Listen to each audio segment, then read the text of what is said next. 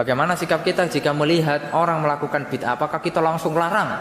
Ataukah bagaimana sikap kita kalau memang orang itu dalam tanggungan kita, maksudnya dalam tanggungan kita, anak kita sendiri, istri kita, nah kita harus melarang. Tentunya dengan cara yang baik. Tapi kalau orang itu orang lain, atau misalnya kita tidak kenal, ataupun kenal tapi bukan keluarga kita, maka kita lihat maslahat dan mudarat. Kita lihat maslahat dan mudarat. Antum punya kekuatan enggak? Antum didengar enggak ketika, maksudnya berpengaruh enggak ketika antum ngelarang itu? Nah, itu ada namanya fiqhud dakwah. Jadi dakwah itu juga tidak sembarangan, Pak. Perlu belajar loh.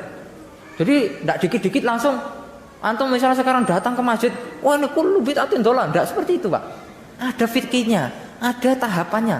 Begitu juga dengan menurut ilmu ada tahapannya, dakwah juga ada tahapannya, gitu lah.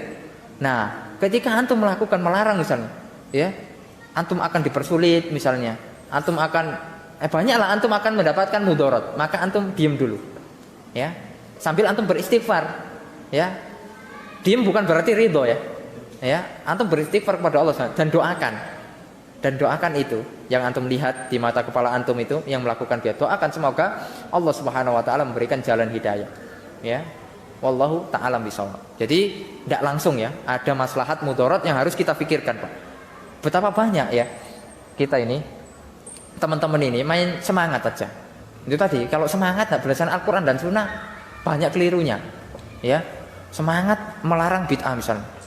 Padahal jika juga ilmu tentang bid'ah itu samar-samar masih, belum paham betul gitu. Tapi kok semangat sekali untuk mengingkari orang, jangan. Jadi kita, ya, kita belajar ini, Pak.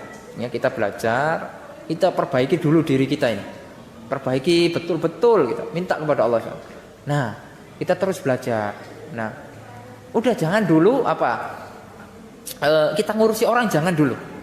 Kecuali memang orang yang ada di tanggungan kita, ya keluarga kita, misal orang tua kita, adik-adik kita, ya, mas-mas kita. Nah, itu dulu kita nasihati pelan-pelan secara akhlak yang mulia, tentu dengan adab lah istilahnya. Nah, tapi kalau yang bukan dalam tanggungan kita, ya tetap kita, misalnya tetangga kita, tetap kita punya kewajiban untuk mendakwai mereka. Tapi ada caranya, ada tahapannya, ya. Jangan langsung tiba-tiba ngomong di muka umum di depannya, enggak, ya. Ada tahapannya, Pak. Sehingga dakwah kita ini istilahnya penuh dengan hikmah, ya. Dakwah kita ini penuh dengan hikmah, ya. Tidak betapa banyak kesalahan-kesalahan person dari teman-teman kita yang sedang ngaji mencoreng dari dakwah kita yang mulia. Padahal dakwah kita itu dakwah yang penuh ilmu, dakwah yang dibangun di atas ilmu.